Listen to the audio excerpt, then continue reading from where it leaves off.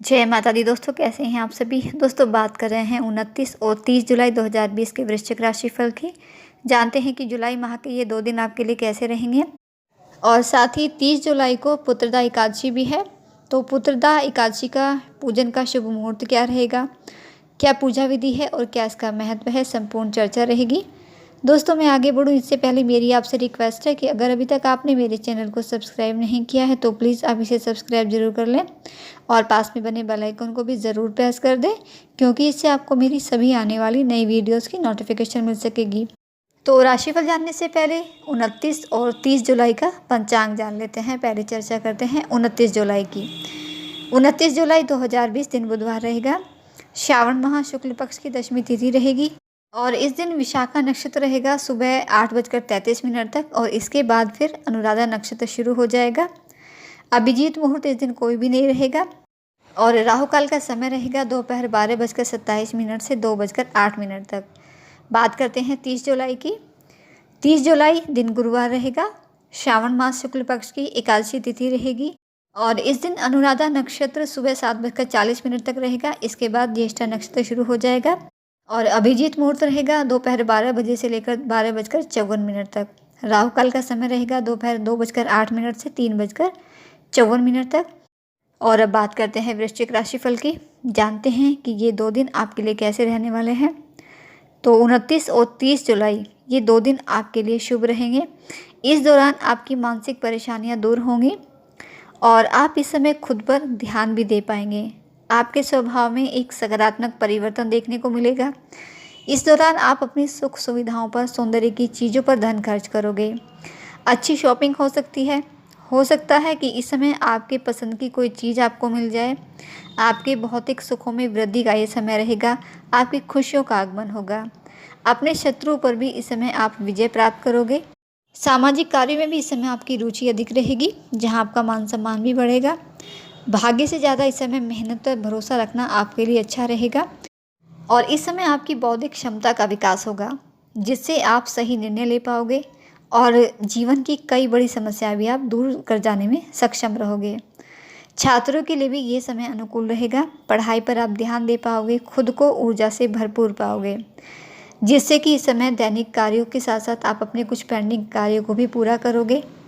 और इस समय आध्यात्मिक विषयों में भी आपकी रुचि रहेगी और साथ ही इस दौरान कुछ लाभप्रद यात्राएं भी हो सकती हैं। पारिवारिक जीवन में भी संतुलन बना रहेगा, जिससे आपका मन खुश रहेगा। आपके इस बदलते व्यवहार से, सकारात्मक व्यवहार से, इस परिवर्तन की वजह से आपके परिवार में या आपके आसपास के लोग भी इस समय चकित होंगे और परिवार के साथ ज़्यादा से ज़्यादा समय बिताने का मौका आपको मिलेगा। और निवेश की दृष्टि से भी दिन आपके लिए उत्तम रहेगा। आय बढ़ने से व्यापारिक वर्ग भी इस समय खुश रहेंगे। आपका आर्थिक पक्ष मजबूत रहेगा। इस समय धन का आगमन आपके लिए बना ही रहेगा कहीं से न कहीं से। और इस समय नौकरी पेशा लोगों के लिए भी अच्छी स्थिति रहेगी। आप अपने वर्क प्लेस पर अच्छा प्रदर्शन करेंगे। आपके वरिष्ठ, आपके सहयोगी कर्मी सभी आपका सहयोग भी करेंगे और आपसे और आपके काम से इस समय प्रसन्न रहेंगे। कुछ ऐसी जिम्मेदारियां भी आपको मिल सकती है जिन्हें आप पूरा करने में भी सफल रहोगे, क्योंकि इस दौरान आपके हाथ में जो भी जिम्मेदारी आएंगी आप उसे पूरी जिम्मेदारी से पूरा करेंगे। अपने सभी कार्यों में आपको सफलता मिलेगी। शारीरिक रूप से भी खुद को आप मजबूत महसूस करेंगे, लेकिन फिर भी अपने स्वास्थ्य पर विशेष ध्यान दें, लापरवाही न बरतें, विशेषकर खान पीन पर ध्यान दें अपने।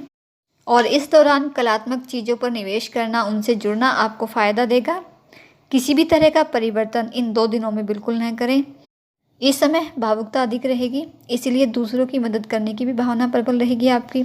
लेकिन यहाँ ऐसे लोगों से आपको बचना है जो भावुकता का अधिक फ़ायदा उठाते हैं। इस समय आपको अपनी एक्सरसाइज, मेडिटेशन और वर्कआउट पर ध्यान देना आपको फ़ायदा देगा।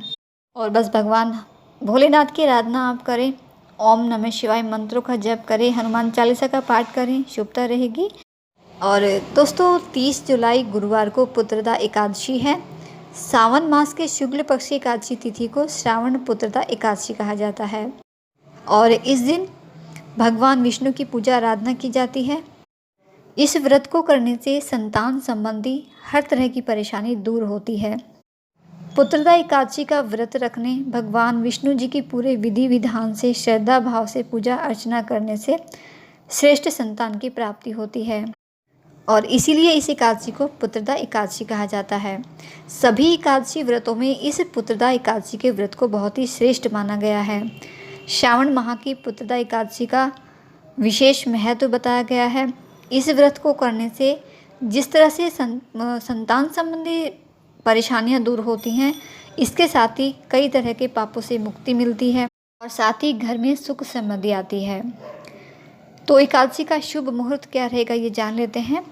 एकादशी तिथि प्रारंभ होगी 30 जुलाई को सुबह 1:16 से और 30 जुलाई को रात्रि 11:49 पर समाप्त होगी। व्रत का पारण समय रहेगा 31 जुलाई को सुबह 5:42 से 8:24 तक। जो लोग किसी कारणवश एकादशी का व्रत नहीं रखते हैं, उन्हें एकादशी के दिन चावल भोजन में नहीं खाने चाहिए, झूठ और दूसरों की निंदा से बचना चाहिए, मांस मदिरा का सेवन न करें इस दिन, और साथ ही लहसुन प्याज का भी सेवन इस दिन नहीं करना चाहिए बिल्कुल भी। और जो भी व्रत रखते हैं तो व्रत के नियम दशमी तिथि से ही प्रारंभ हो जाते हैं। तो जो भी व्रत रखना चाहते हैं, व्रत रखते हैं, तो दशमी तिथि की शाम के समय से ही अपने खाने में इस तरह के सभी परहेज करें। चावल न खाएं, मांस मदिरा का, लहसुन प्याज का परहेज करें, झूठ कपट से, दूसरों की निंदा से बिल्कुल दूर रहें। और एकादशी वाले दिन भी पूरा दिन भगवान श्री हरि विष्णु जी का स्मरण करते रहें। ओम नमः भगवते वासुदेव मंत्र का जप करते रहें और पूरा दिन सोए नहीं, भगवान का भजन करते रहें, उनका स्मरण करते रहें मन ही मन। और जो भी संतान प्राप्ति या उससे संबंधित किसी और इच्छा की पूर्ति के लिए यह व्रत रखना चाहते हैं, तो एकादशी व्रत के दिन आप भगवान कृष्ण के बाल रूप का और भगवान श्री नारायण जी की उपासना करें। तो इस दिन पूजा विधि क्या रहेगी ये भी देख लेते हैं। एकादशी तिथि के दिन सुबह स्नान करने के बाद पूजा करें, भगवान सूर्य देव की आराधना भी करें, भगवान सूर्य देव को जल अर्पित करें। और फिर इसके बाद अगर आप व्रत रखते हैं तो आप व्रत का संकल्प लें। भगवान विष्णु जी के सामने घी का दीपक जलाएं और पीले फूल, पीले वस्त्र, पीले फल भगवान विष्णु जी को बहुत ही प्रिय हैं, तो इसीलिए ये सभी पीली चीज़ें भगवान विष्णु जी को अर्पित करें और भगवान विष्णु जी की आरती करें, कथा का श्रवण भी करें, क्योंकि कथा का श्रवण करना भी शुभ रहता है। और साथ ही इस दिन विष्णु सहस्त्र नाम का पाठ करने से भी शुभ फल प्राप्त होता है। जो भी लोग इस दिन विष्णु सहस्त्र नाम का पाठ करता है, उस पर भगवान विष्णु जी की विशेष कृपा होती है। और फिर शाम के समय भी भगवान विष्णु जी के सामने दीपक जलाएं, आरती करें और फिर भोग लगाएं भगवान को। फलाहार या जो भी आप लेते हैं इसके बाद आप लें। अन्न इस दिन नहीं खाते हैं, इस दिन आपको अन्न नहीं खाना है। इसके अलावा फलाहार भी आप ले सकते हैं और निर्जला व्रत भी आप रख सकते हैं। अपनी क्षमता अनुसार आप व्रत रखें, जैसा भी आप रखना चाहते हैं। और व्रत भी नहीं रखते हैं तो पूरे श्रद्धा भाव से, मन से भगवान विष्णु जी की आराधना करें, उनकी पूजा अर्चना करें, तो इससे भी आपको शुभ फल प्राप्त होगा। और फिर अगले दिन द्वादशी तिथि में आप सुबह उठे, स्नान आदि करें और पूजा पाठ करें। इसके बाद आप गरीबों को, ज़रूरतमंदों को दान दक्षिणा दें या फिर ब्राह्मणों को दान दक्षिणा देकर विदा करें और उसके बाद अपने व्रत का पारण करें, अपना व्रत तोड़ें।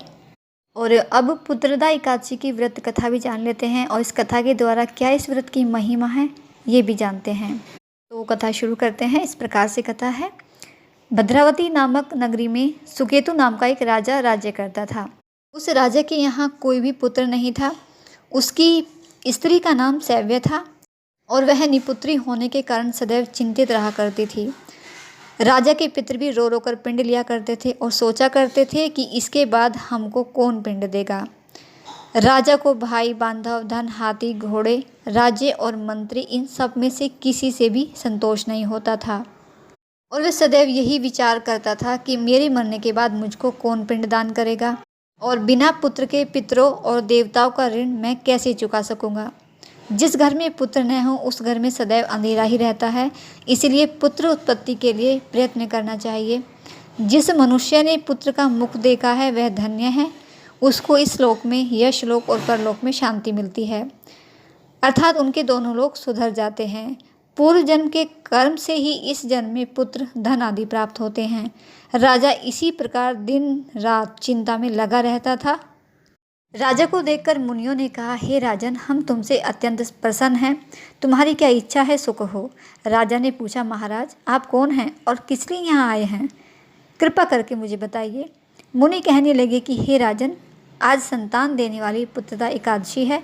हम लोग विश्वदेव हैं और इस सरोवर में स्नान करने के लिए आए हैं। यह सुनकर राजा कहने लगा कि महाराज, मेरे भी कोई संतान नहीं है। यदि आप मुझ पर प्रसन्न हैं तो एक पुत्र का वरदान दे दीजिए।